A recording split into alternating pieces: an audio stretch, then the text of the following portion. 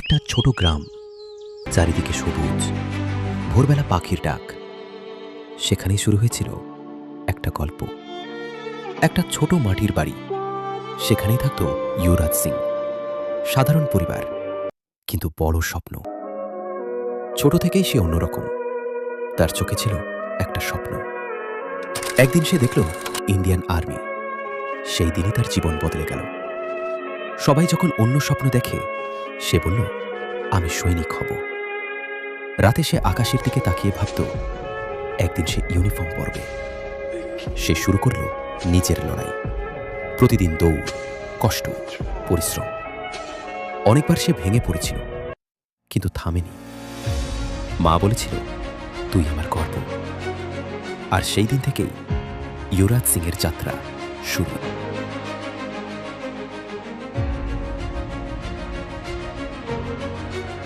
একটা ছোট শান্ত গ্রাম, চারিদিকে সবুজ মাঠ, তাল গাছ আর ভোরবেলার কুয়াশা। সকাল হলেই পাখিদের কিচিরমিচির শব্দে ঘুম ভাঙে গ্রামের মানুষের। এই গ্রামেরই এক কোণে একটা ছোট মাটির বাড়ি। সেখানে জন্ম হয়েছিল এক ছেলের। তার নাম ইউরাজ সিং।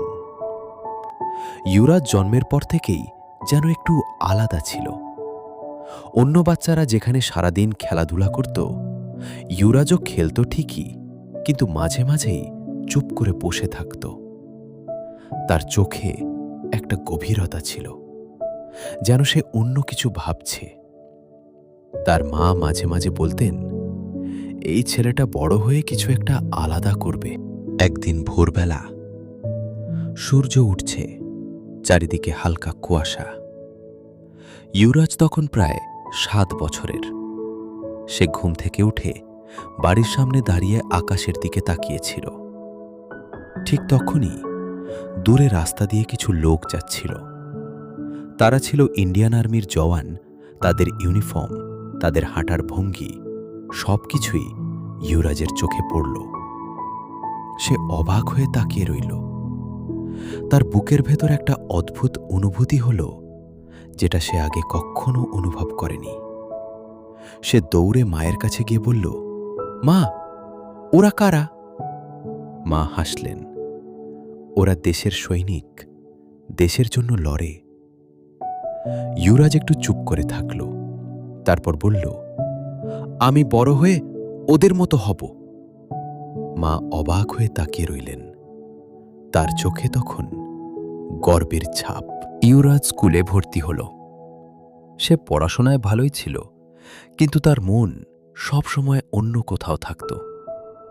যখনই কোনো শিক্ষক দেশের কথা বলতেন অথবা স্বাধীনতা দিবসের অনুষ্ঠান হতো, ইউরাজের চোখ জল জল করে উঠত। একদিন শিক্ষক ক্লাসে জিজ্ঞেস করলেন, তোমরা বড় হয়ে কি হতে চাও? একজন বলল ডাক্তার, আরেকজন বলল ইঞ্জিনিয়ার। ইউরাজ উঠে দাঁড়াল। তার গলায় দৃঢ়তা, আমি ইন্ডিয়ান আর্মিতে যাব। ক্লাসের অনেকেই হেসে ফেলল, কিন্তু ইউরাজ চুপ করে দাঁড়িয়ে রইল। শিক্ষক একটু হেসে বললেন, খুব ভালো, কিন্তু এটা সহজ নয়। ইউরাজ মাথা নাড়ল। আমি চেষ্টা করব স্যার। সেই দিন থেকে ইউরাজের জীবন বদলে গেল। রাতে সে ছাদে উঠে আকাশের দিকে তাকিয়ে থাকত। তার মনে হতো, ওই আকাশের নিচেই কোথাও তার ভবিষ্যৎ অপেক্ষা করছে।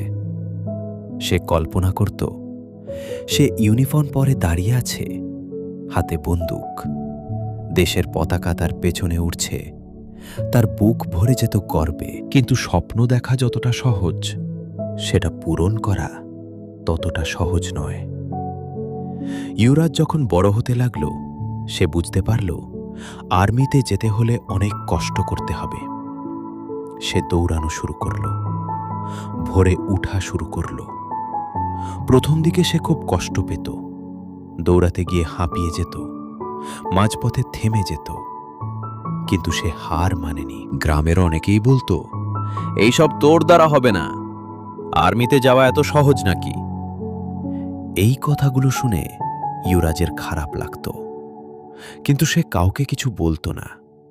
সে শুধু নিজের মনে বলতো, আমি পারবো। একদিন সে দৌড়াতে দৌড়াতে পড়ে গেল। তার হাঁটুতে চোট লাগল। সে মাটিতে বসে পড়ল। চোখে জল এসে গেল। কিন্তু কিছুক্ষণ পর সে উঠে দাঁড়াল। সে নিজের মনে বলল, যদি এখন থেমে যাই তাহলে আমি কখনো পারবো না। তার চোখে তখন এক ধরনের আগুন। তার মা সব কিছু লক্ষ্য করতেন। একদিন রাতে তিনি যুবরাজকে বললেন, বাবা, এত কষ্ট করছিস কেন?